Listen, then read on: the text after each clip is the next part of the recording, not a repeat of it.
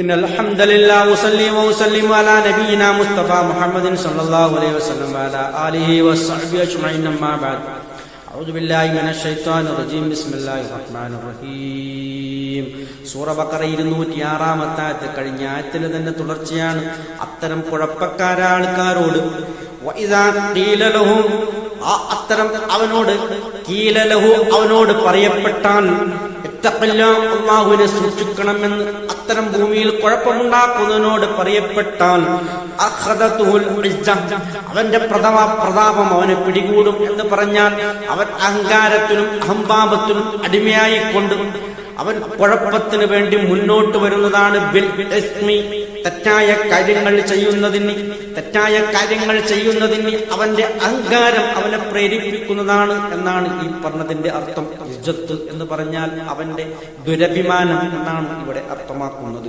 ഫഹസ്ബുഹു ജഹന്നം, അവനാണെങ്കിലോ നരകം മതിയായവനാണ് എന്ന് പറഞ്ഞാൽ നരകത്തിലേക്ക് കടക്കാൻ അവൻ മുൻകൂട്ടി തീരുമാനിച്ചതുപോലെയുള്ള പ്രവർത്തനങ്ങൾ ചെയ്യുന്നത് പോലെ തോന്നും. അവന്റെ പ്രവർത്തനങ്ങൾ കണ്ടാൽ അത് എത്ര ചീത്തയായ ഒരു പരവതാനിയാണ് എന്ന് അല്ലാഹു തആല ആക്ഷേപിച്ച് പറയുകയാണ്. അവന് ആ നരകത്തിൽ പരവതാനിയല്ല ലഭിക്കുന്നത്, പക്ഷേ ഭൂമിയിൽ നല്ല കർമ്മങ്ങൾ ചെയ്യുന്നവർക്ക് ലഭിക്കുന്ന പരവതാനി ലക്ഷ്യം വെക്കുന്നവരുണ്ട്. അതുപോലെ ഈ മനുഷ്യനാണെങ്കിലോ എന്താണ് ചെയ്യുന്നത്? ഭൂമിയിൽ കുഴപ്പമുണ്ടാക്കിക്കൊണ്ട് നരകത്തിൽ പരവതാനി വിരിക്കാൻ ആഗ്രഹിക്കുന്നത് പോലെയുണ്ടല്ലോ എന്നുള്ള വിജ്ഞമായ ഭാഷയിലുള്ള ഒരു സംസാരമാണത്.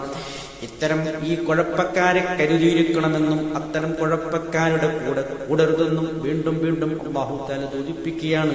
എല്ലാ കാലത്തും നാം സജ്ജനങ്ങളുടെ കൂട്ടത്തിൽ കൂടുകയും സത്യം പറയുന്നവരുടെ കൂട്ടത്തിൽ ഉൾപ്പെടുകയും ചെയ്യണം. കളവ് പറയുന്ന കള്ളവാദികളുടെ കൂട്ടത്തിൽ ചേരാൻ പാടില്ല, തമ്മാടികളുടെ കൂട്ടത്തിൽ ചേരാൻ പാടില്ല. അത്തരം തമ്മാടികളുടെ കൂട്ടുകൂടി കഴിഞ്ഞാൽ, അവരുടെ കൂട്ടത്തിൽ ചേർന്ന് കഴിഞ്ഞാൽ, അവരെ സുഹൃത്തുക്കളാക്കി കഴിഞ്ഞാൽ അവരുടെ കുഴപ്പവും തമ്മാടിത്വവും ദുഷ്ടതയും തമ്മിലേക്കും പകർന്നുകൊണ്ട് അത് നമ്മുടെ ദീൻ നശിക്കാൻ അത് കാരണമാകും. ഭൂമിയിൽ കുഴപ്പമുണ്ടാകുവാനും അങ്ങനെ സമസൃഷ്ടികൾക്ക് പലതരത്തിൽ ഉപദ്രവങ്ങൾ ഉണ്ടാകുവാനും അത് കാരണമാകും. ഇത്രയുമാണ് ഇത്തരം കാര്യങ്ങളാണ് ഈ ആയത്തിൽ കൂടി നല്ലൊരു സന്ദേശമായി അല്ലാഹു തആല നമുക്ക് പകർന്നു നൽകുന്നത്.